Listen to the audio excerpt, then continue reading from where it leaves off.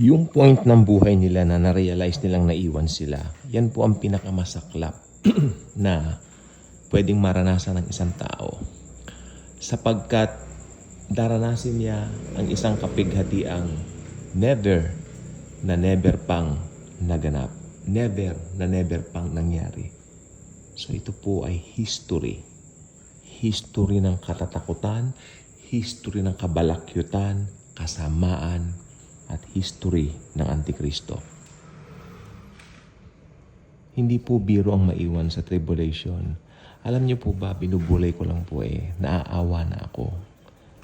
Yes, nagpapakasasa sila sa mga pinakamahal na mga bagay. Actually, meron dyan yung mga taglay nilang pinakamahal na relo.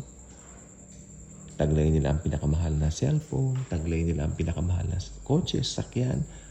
Even nagmamay-ari sila ng maraming mga negosyo sa mundo. At ang masaklap na kapako sila doon, hindi sila tumitingin doon sa nagpapako para makamit ang pangako, si Jesus, no? Pero ayaw nilang marinig man lang ang mga bagay na ganyan. Alam niyo po bang naranasan po namin yung sabihan kami na ayaw namin mga ganyan topic kasi pag ganyan ang topic, aalis kami. I experienced that.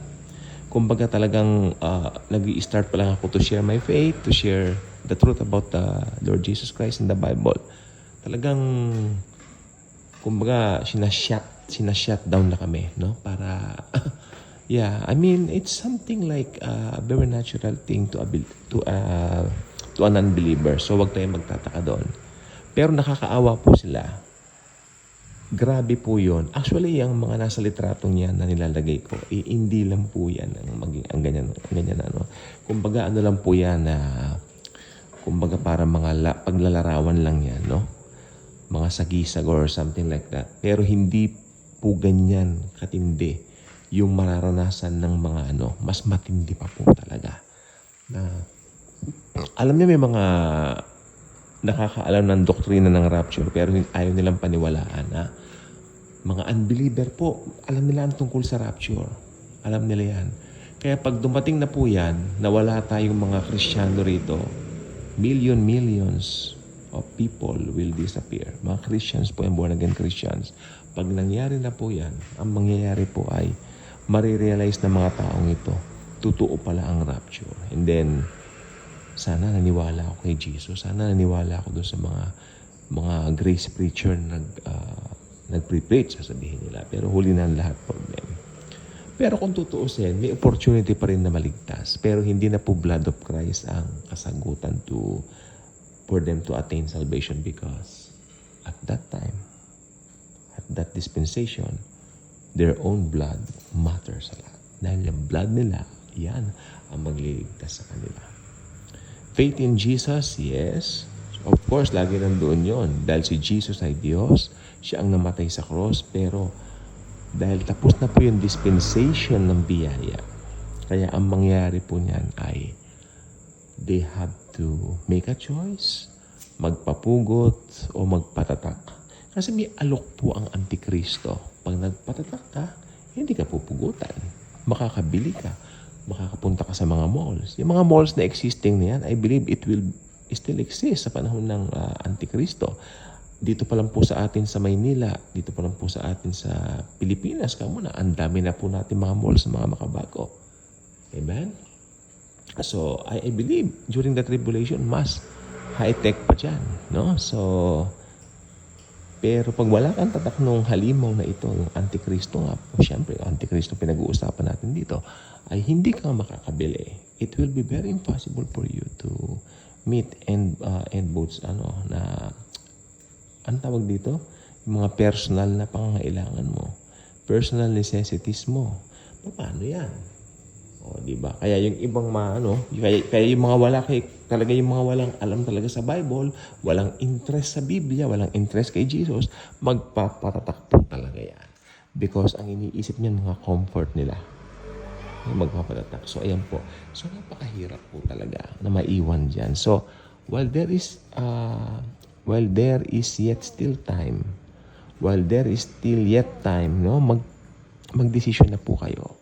Paniwalaan nyo na namatay si Jesus sa cross, past, present, future. Ako po natatawa po ako. Kanina lang po, Meron pong isang English vlogger, no? I don't know kung ano po yung ano niya. Pero sabi niya, naiwan daw sa rapture yung mga tao dahil daw masama ang mga gawa nila. Gusto kong mag-comment eh. Yes, ikaw, maiiwan ka. Ikaw na vlogger ka. Sabihin ko naman po, you who made this video, you will also be left behind ka ko sana eh. Because you don't believe in the finished work of Christ. Alam niyo, ganito po yan. Yung mga maiiwan, yung mga hindi nagtiwala sa gospel of grace, yung mga hindi naniwala na si Jesus Christ ay sapat na. Okay? Kasi halimbawa, naiwan ka dahil sa sarili mong gawa. Naiwan ka dahil gumagawa ka ng masama and all that. Well, hindi ba sabi ng Bible, lahat nagkasala? Walang matuwid, wala kahit isa. Ibig sabihin lahat ng tao born in sin. Merong Adamic nature. Okay? Merong sinful nature. Kaya gumagawa ng masama ang tao dahil may sinful nature. Okay? Hindi yung gumagawa ka ng masama tapos lalo ka nagiging makasalanan. No, it's not that. It's not that way.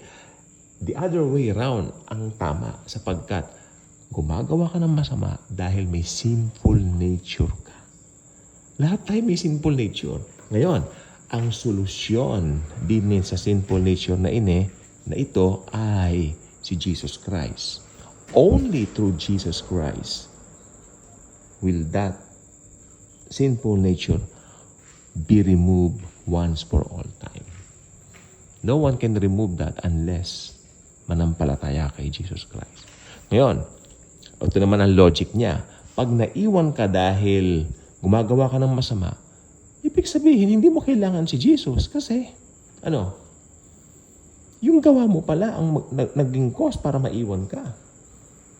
Alam ninyo, katulad ng katotohanan na naligtas tayo, hindi dahil sa mabubuting gawa natin, kundi dahil kay Jesus lang. Ganon din yon. Maiiwan ka, hindi dahil sa mga gawa mo, kundi dahil nireject mo si Jesucristo. Okay? I hope maliwanag po yan. Kaya, ang gaganda pa naman ng mga graphics niya, pinanood ko, then mali ang kanyang theology. He got the wrong theology. Okay? At ang sabi pa niya, turn away from your sins and then accept Jesus. No, you cannot turn away from your sins. Dahil, alam ninyo, patay nga ang espiritu mo eh. Patay ang espiritu mo. The only one who can quicken your spirit is the Holy Spirit. Okay? Yan ang magre-remind sa'yo ng pangangailangan mo ng Savior. Dahil hindi mo kaya na maligtas sa ganang iyong sarili lamang. Sana maliwanag po sa atin ito. Despite ng mga maingay na aso. Maingay po talaga dahil dito po naman alam natin maraming mga dumadaan-daan. So, mga pusa, may mga tao pang naglalakad-lakad. So, ayun. Again, uulitin ko, katulad ng hindi tayo maliligtas dahil sa mabubuting gawa natin, ganon din, hindi ka pwedeng maiwan dahil sa gawa mo. Naiwan ka sa rapture kasi hindi mo pinanampalatayanan na si Jesus ay sapat na para maligtas ka. Yun ang dahilan ba't ka maiiwanan. Hindi totoo yung naiwan ka dahil gumagawa ka ng masama. Tandaan mo, makasalanan lahat ng tao. Proper theology lang po ang kailangan. Ang malungkot po nito, marami ng matatandang pastor, marami ng matatandang nagtuturo ng Bible. Bakit di po nila alam ang katotohanan na yan? Dahil nagmamatigas po kasi sila. Kung yan na ang turo dati, yan na rin po ba ang ating sabi nga ni Rene Rowland, tsaka ni Buzz Reichel, na mga talagang hinahangaan kong mga preachers, Dahil, sabi niya, it doesn't follow. Even you, from the very beginning, you are preaching that kind of doctrine. It doesn't mean that you will preach that for the rest of your life. Because there is a time that God will reveal the truth to you. Revelation means, ibig sabihin, unti-unti kurtina binubuksan. Kasi ng panahon po ng mga yan, 50s, 60s, I don't think na ganito na po ka-revolutionize ang grace. Hindi pa po siguro. Alam nila, naliligtas sa pero syempre, ang Panginoon naman ay maunawain. Maunawain si Lord. Kung nung panahon na yan, 1950s, ganyan, so naintindihan niya. Okay? Pero sa panahon natin ngayon, binuksan na po tayo. Come on, let's embrace the truth. Let's embrace the truth. Jesus alone saves. Hindi ka maliligtas ng sarili mong gawa. Dahil si Jesus lang po ang tagapagligtas. Good night. God bless.